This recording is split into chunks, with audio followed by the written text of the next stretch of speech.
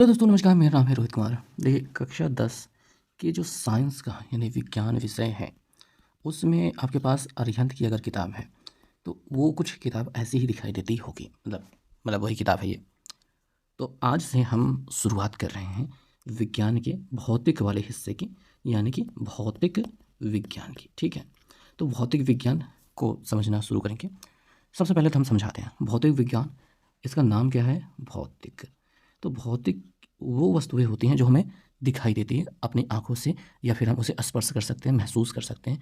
जो बदलाव हमें अपने आसपास दिखाई देते हैं, ठीक, अपनी आँखों से दिखाई देते हैं, ठीक, और जो आसपास हो रहा है, महसूस होता है, वो चीज़ें ही भौतिक विज्ञान के अंतर्गत आती हैं।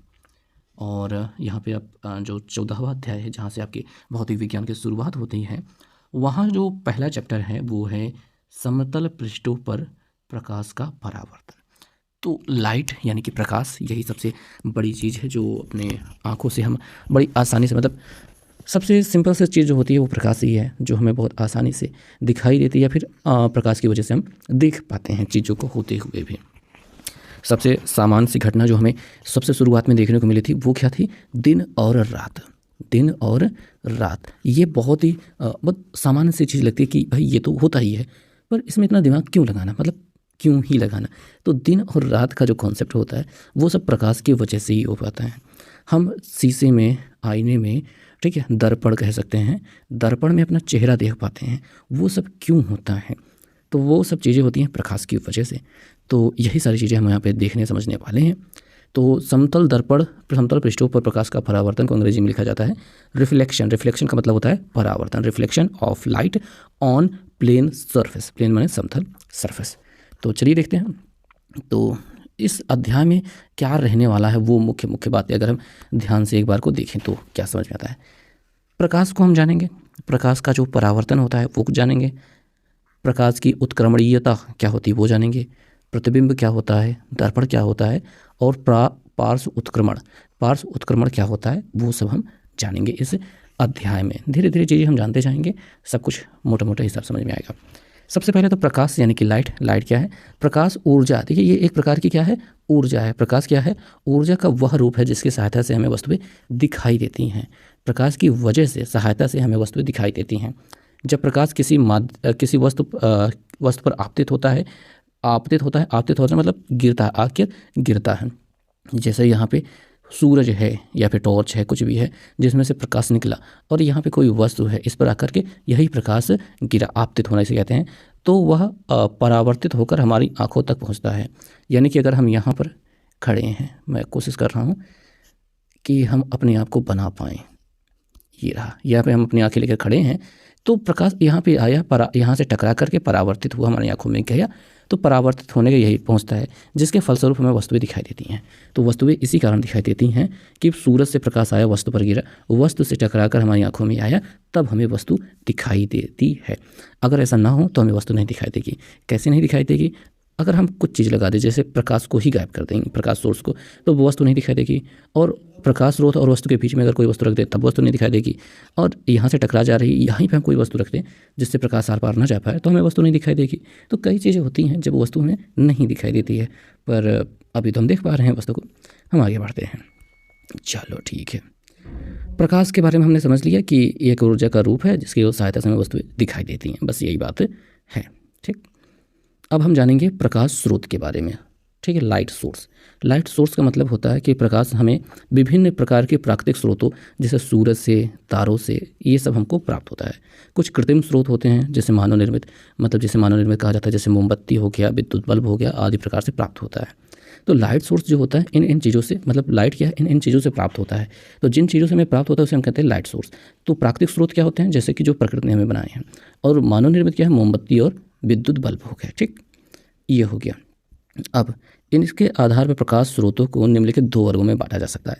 एक होता है दीप्त प्रकाश स्रोत, जिसको ल्यूमिनस सोर्स कहा जा रहा है, और दीप्त प्रकाश स्रोत जिसको नॉन ल्यूमिनस सोर्स कहा जा रहा है। ठीक है, अब यहाँ पे देख लो भाई, मैं किताब ही केवल पढ़ा रहा हूँ और कुछ बड़ी बातें नहीं हैं, बहुत सिंपल से बता रहा हूँ, आपको बस सुन लेना है, समझ लेना है, बात खत्म रखनी है। दीप्त प्रकाश स्रोत, ल्यूमिनस प्रकाश स्रोत वो होते हैं जो प्रकाश स्रोत स्वयं प्रकाश उत्पन्न करते हैं, यानी कि उनके पास खुद का प्रकाश होना चाहिए। ठीक, इन्हें दीप्त प्रकाश स्रोत कहते हैं। जैसे सूरज हो गया, तारे हो गए, विद्युत बल्ब हो गया, मोमबत्ती भी हो गई, इसी में इनके पास खुद का प्रकाश होता है, यानी ये खुद जगमगाते हैं, तब हमको उनकी वजह से प्रकाश प्राप्त होता है। समझ में आई बात? अब आप कहेंगे सर यहाँ पे कन्फ्यूज़ हो रहे हैं, यहाँ पे मोमबत्ती बल्ब विद्युत बल्ब अलग था, सूरज तारे अलग था। तो भैया प्राकृतिक और मानव निर्मित या फिर कृत्रिम, कृत्रिम का मतलब ही मानव निर्मित होता है। तो प्राकृतिक और कृत्रिम दो अलग अलग वैरायटी हो गई, ठीक। और दीप्त और अदीप्त दो अलग चीज़ें हो गई। दीप्त का मतलब जिनके पास खुद का प्रकाश, स्वयं का प्रकाश हो, स्वयं उस प्रकाश को उत्पन्न करते हैं। तो सूरज भी निकलता है, तारे भी निकलते हैं, और विद्युत बल्ब के पास भी अपना ही प्रकाश होता है। अच्छा, तो फिर अदीप्त क्या होगा वो भी बताते हैं, सब्र रखो।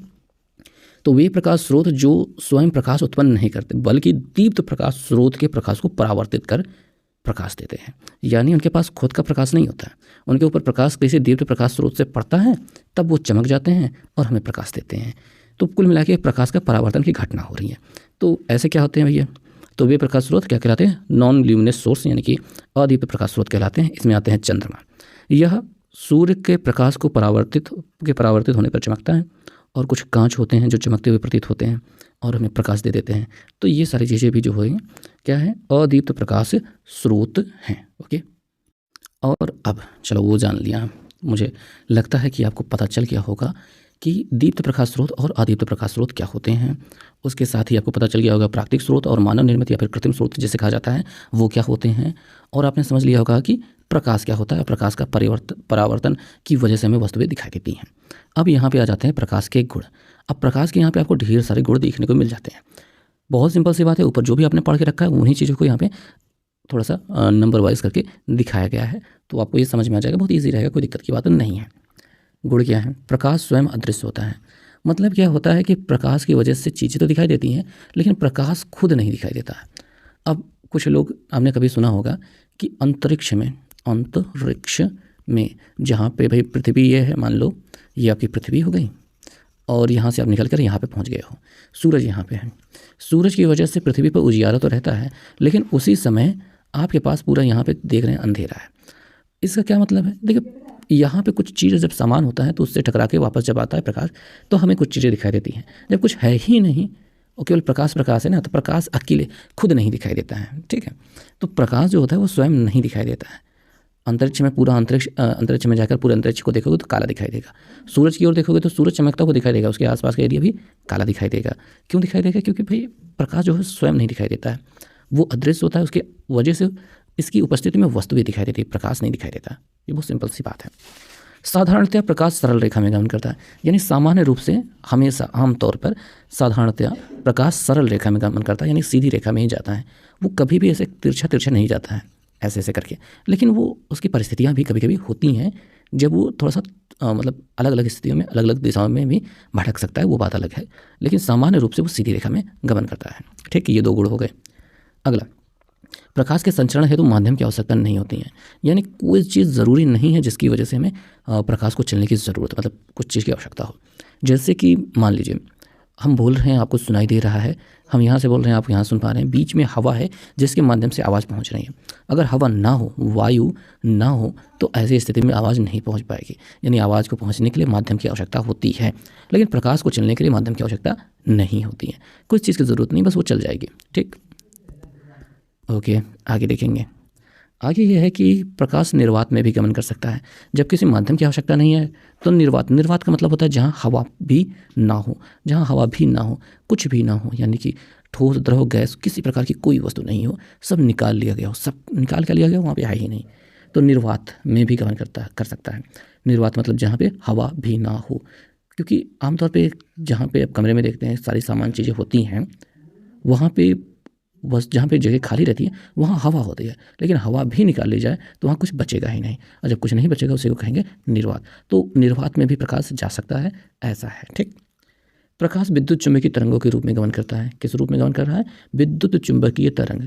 किसके रूप में? विद्युत चुंबकीय तरंग, इलेक्ट्रोमैग्नेटिक वेव के रूप में। इलेक्ट्रोमैग्नेटिक वेव यानी विद्युत चुंबकीय तरंग के रूप में गमन करता है। अब ये क्या होता है ये आगे चल के पता चलेगा, क्योंकि भारी भारी टर्म्स हैं। देखिए, ये तरंग का एक प्रकार होता है, इस रूप में प्रकाश चलता है, तो ये एक तरंग का प्रकार है, विद्युत चुंबकीय तरंग, ठीक।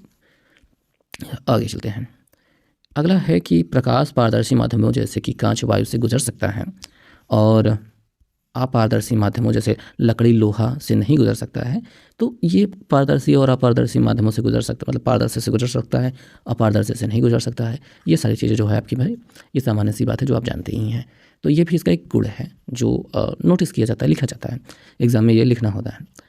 अगला है विभिन्न माध्यमों में प्रकाश की चाल भिन्न भिन्न होती है। अलग अलग माध्यम होते हैं, जैसे वायु में गमन कर रहा है प्रकाश, ठीक है, निर्वात में भी चल रहा है, पानी के अंदर भी हम देख सकते हैं तो पानी के अंदर भी जाता है, कांच के अंदर भी आर पार हो जाता है, हीरा जो होता है उसके अंदर भी पार हो जाता है कांच प्रकाश। तो अलग अलग चीज़ें होती हैं, वो सभी माध्यम है और उनमें प्रकाश जा सकता है। तो इसीलिए कहा जा रहा है प्रकाश के माध्यम, अलग अलग माध्यम में चाल अलग अलग होती है।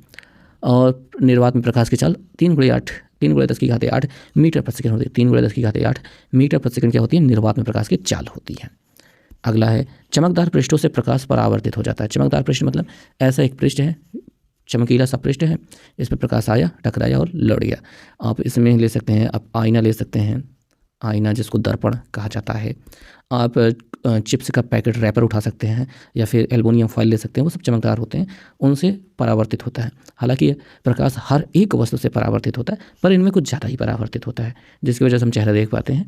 बाकी प्रकाश परावर्तित तो हर एक पृष्ठ से होता है, चमकदार पृष्ठों से कुछ ज़्यादा ही होता है।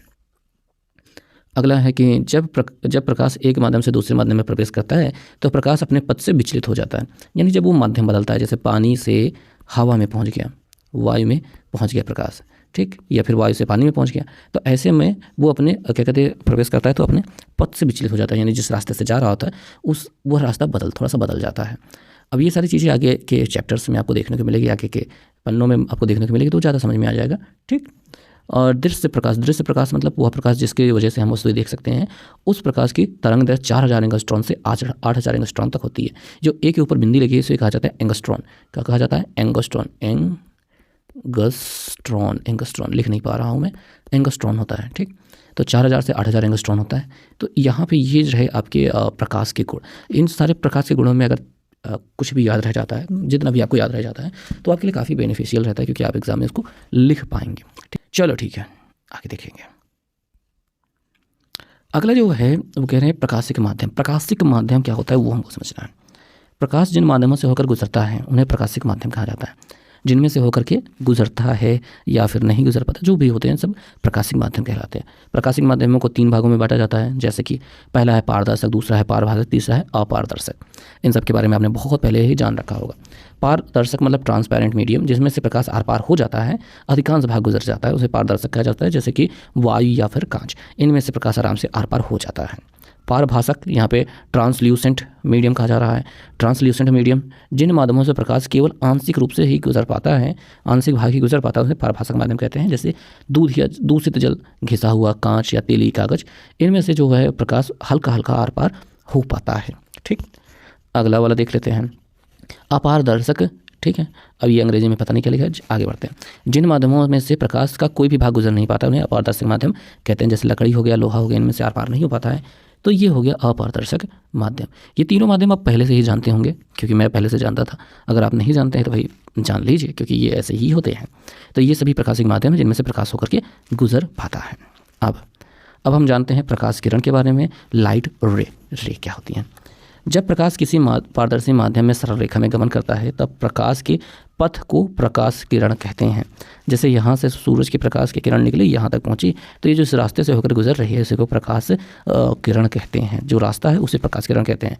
प्रकाश जो जा रहा है उसे प्रकाश किरण नहीं कहते, उस रास्ते को प्रकाश किरण कहते हैं।